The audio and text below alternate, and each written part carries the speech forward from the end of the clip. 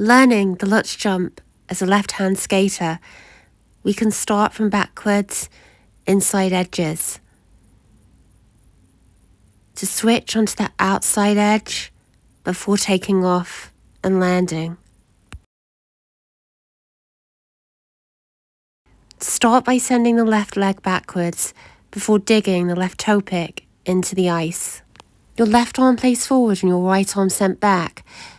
As you enter, take off, rotate and land the jump. Your right foot will be on an inside edge, switching to an outside, taking off in a clockwise direction off your left toe pick. Practicing from backwards inside edges first can help you to learn to take off strongly from that outside edge as you rotate, before learning from backwards crossovers.